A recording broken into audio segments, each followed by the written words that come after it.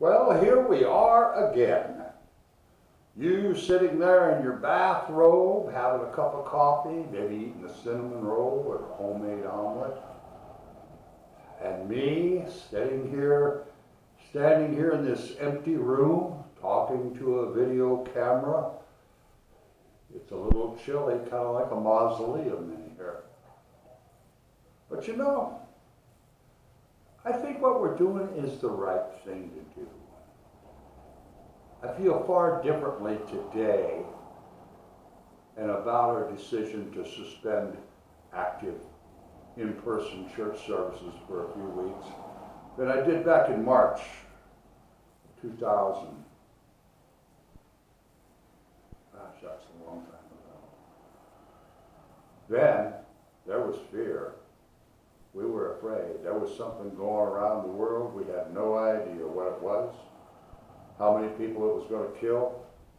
It was actually quite terrifying. Today, I think it's a little different. I'd like to maybe put a little perspective on things.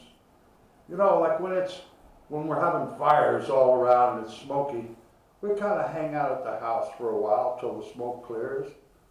When it's pouring down rain and the roads are flooding a bit, we tend to just stay home and not go out. Well, right now, it's kind of storming sick outside.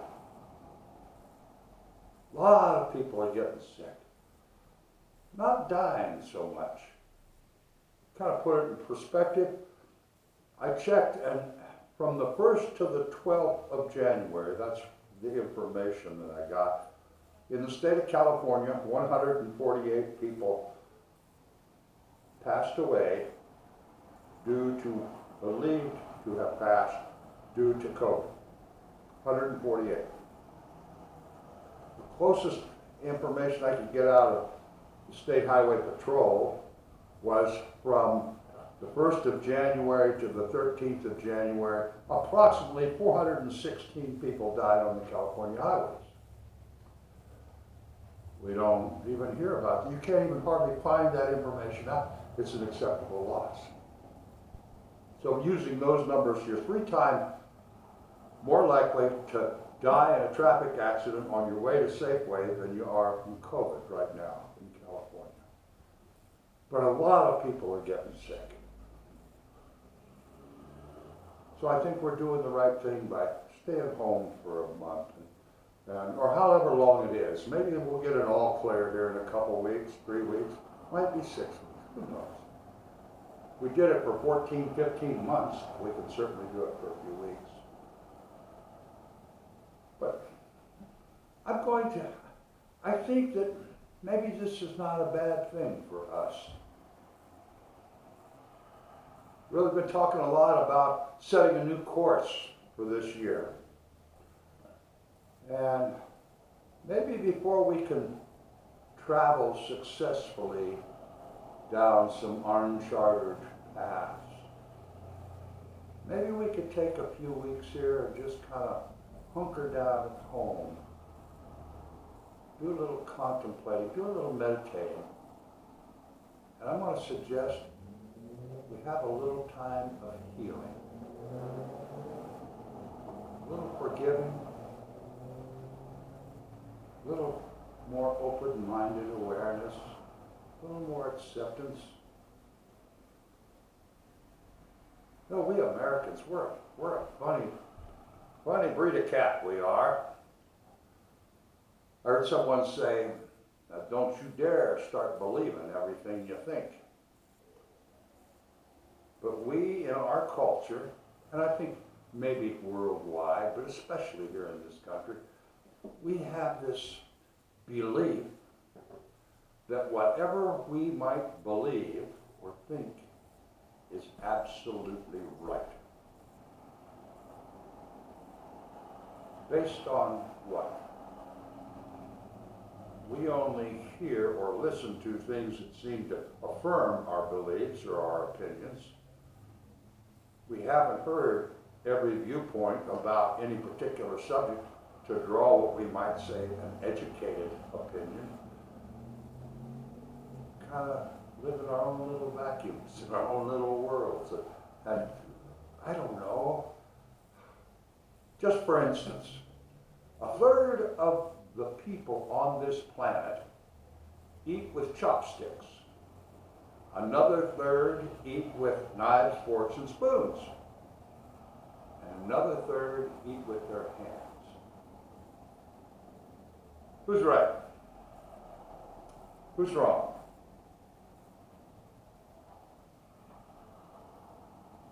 Everything that you believe, is it right? Are you positive? Sure it's right? And the only problem, it's fine to have self-confidence in your thoughts, your beliefs, and opinions, but when we do that, subconsciously, we're saying they're wrong.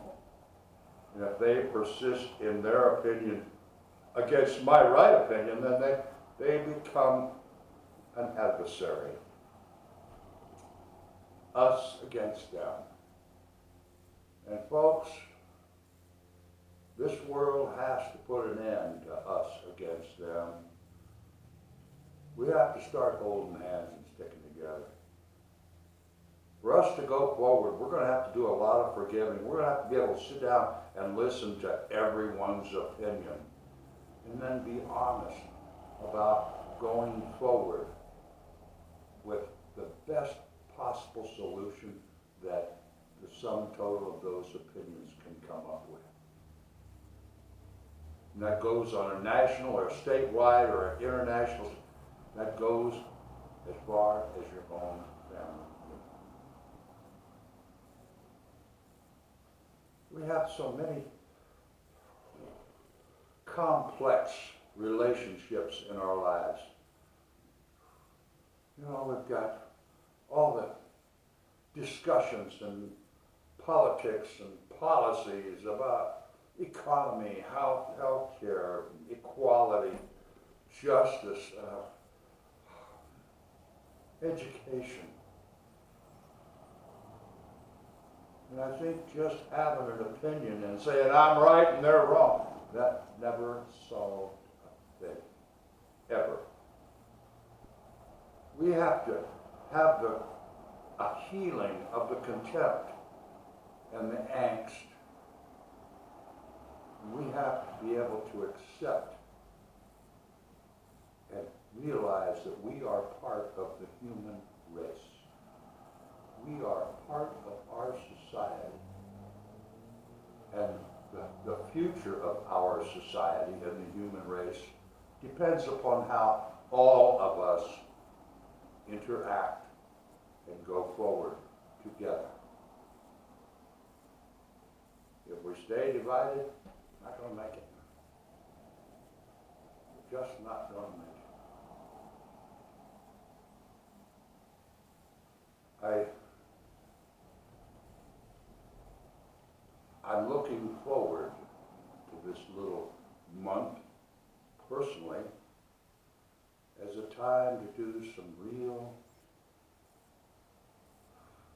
purging of the angst and the frustration of everything we've been through the last couple of years.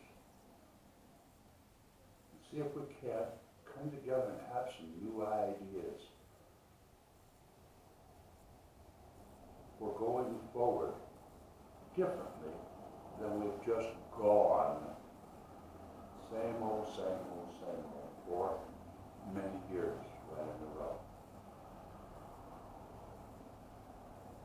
You know, I think we have in our society right now this digital age, this technology. I think we could use a lot more discussion and participation on just how we as a society use that wonderful technology. I think we could use it for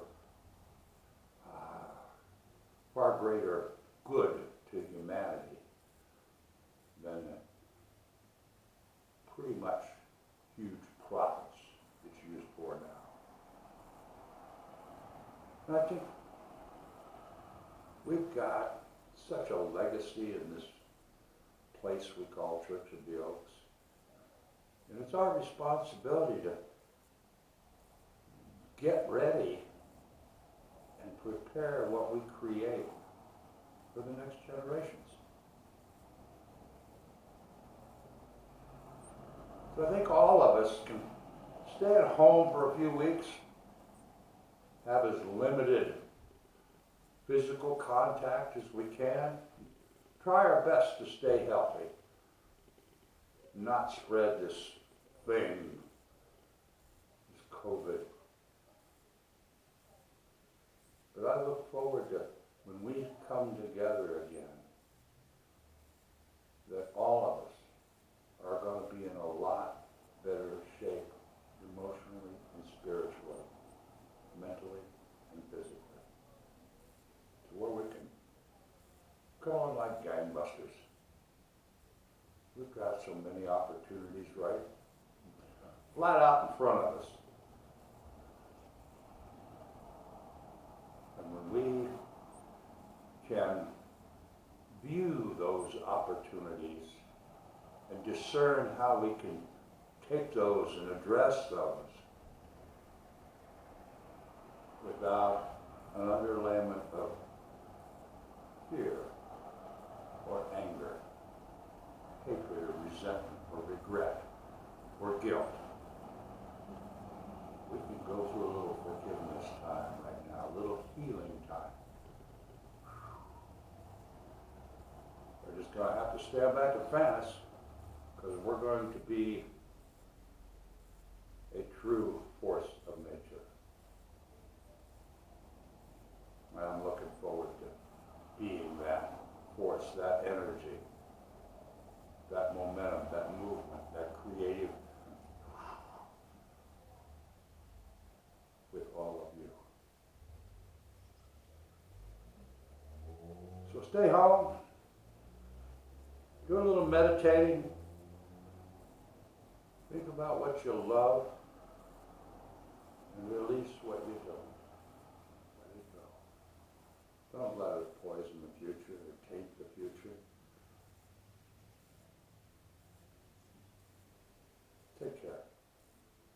And we'll meet again, just like this.